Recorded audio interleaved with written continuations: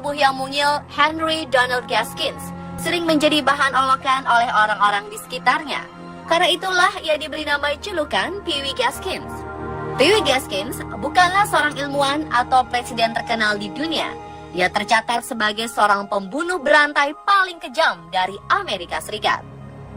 Ia melakukan banyak sekali pembunuhan keji yang dinamakan coastal kill di dekat pantai Amerika bagian selatan.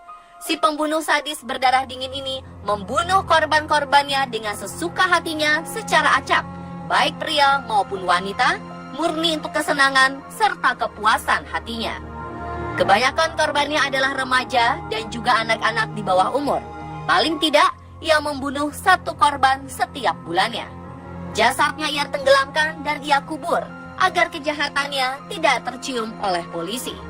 Selain membunuh orang-orang di dekat pantai Amerika Selatan, ia juga membunuh beberapa saudara dan teman dekatnya, bahkan keponakannya sendiri yang masih berusia 15 tahun. Lalu bagaimana akhir dari kisah hidup pembunuh paling kejam Pee Wee Gaskins ini? Pemirsa, inilah kelanjutan dari Killing Series Pee Wee Gaskins bagian kedua.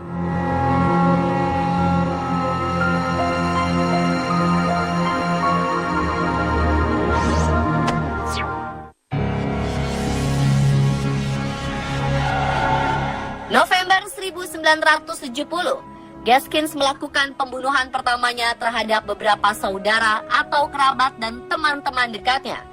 Pertama korban serious murder ini adalah keponakannya sendiri, Janice Kirby, yang baru saja menginjak usia remaja 15 tahun, dan teman dekat Janice, Anne Patricia Alsbrook, yang berusia 17 tahun.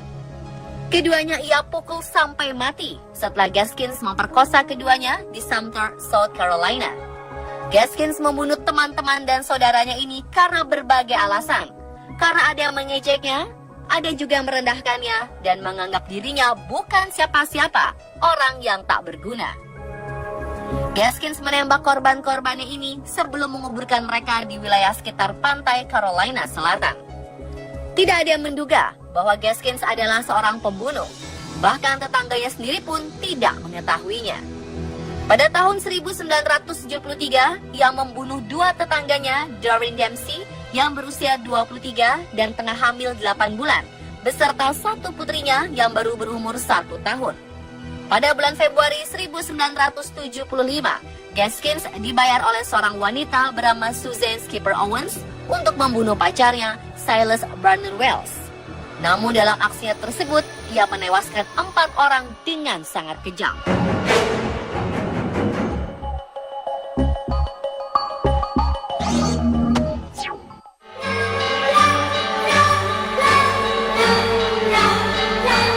Peribahasa, sepandai-pandainya tupai melompat, akhirnya jatuh juga ke tanah, sangatlah pas menggambarkan kasus yang dilakukan oleh Gaskins. Pihak berwajib akhirnya mengetahui pembunuhan ini ketika seorang bernama Walter Neely menjadi saksi mata Gaskins membunuh Dennis Bellamy yang berusia 28 tahun dan Johnny Knight yang berusia 15 tahun.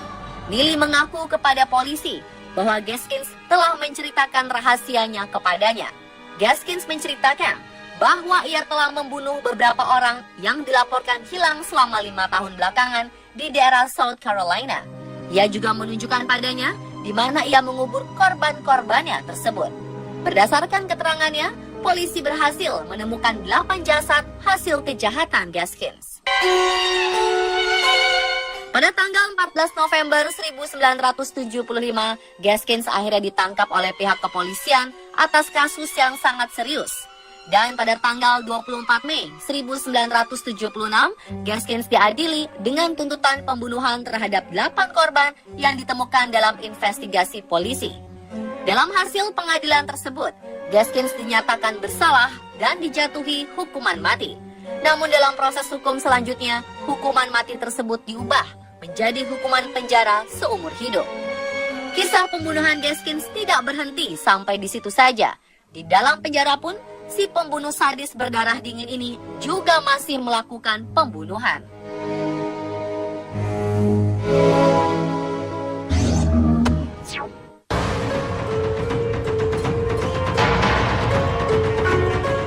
Di dalam penjara, Gaskins melakukan pembunuhan seorang bernama Tony Cimo membayar Gaskins untuk membunuh seorang narapidana bernama Rudolf Steiner. Tony Cimo merasa sakit hati karena Rudolf telah membunuh kedua orang tuanya yang bernama Bill dan Myrtle. Pada awalnya Gaskins mencoba membunuh Rudolf dengan makanan dan minuman yang telah dicampur dengan racun. Namun karena gagal, Gaskins akhirnya memilih menggunakan bom untuk membunuh Rudolf. 12 September 1982, Gaskins memasang sebuah perangkat yang mirip dengan radio portable di dalam sel penjara Rudolf. Gaskins kemudian berbicara kepada Rudolf dan menyuruhnya untuk terus mendekatkan kupingnya ke arah radio. Ketika kuping Rudolf sudah sangat dekat ke arah radio, saat itulah Gaskins meledakkan bom tersebut. Setelah melakukan aksinya tersebut, Gaskins dijuluki The Meanest Man in America, atau manusia paling kejam di Amerika. Dan kasus pembunuhan tersebut adalah pembunuhan terakhir yang dilakukan olehnya. Akibat pembunuhan tersebut, Gaskins diadili dan diganjar hukuman mati.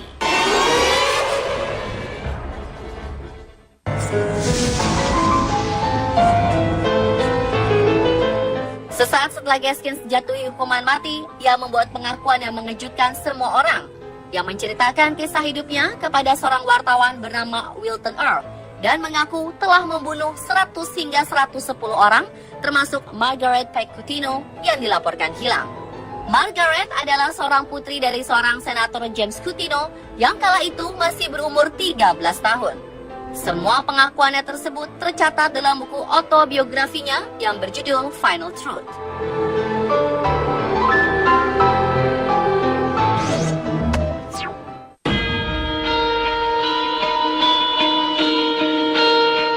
Hanya beberapa jam sebelum ia diantar ke kursi listrik di Broad River, lembaga pemasyarakatan, Gaskins mencoba melakukan usaha bunuh diri. Ia mencoba memotong pergelangan tangannya menggunakan pisau cukur yang disembunyikan dari para penjaga penjara. Dan usahanya tersebut gagal. Eksekusi mati di kursi listrik tetap dijalankan sesuai putusan. Donald Henry Pee Wee Gaskins akhirnya dieksekusi mati pada tanggal 6 September 1991.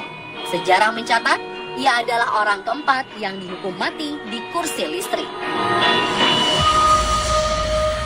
Dan pemirsa, itulah kisah hidup dari seorang pembunuh berantai paling kejam, Donald Henry Pee Wee Gaskins, versi On The Spot.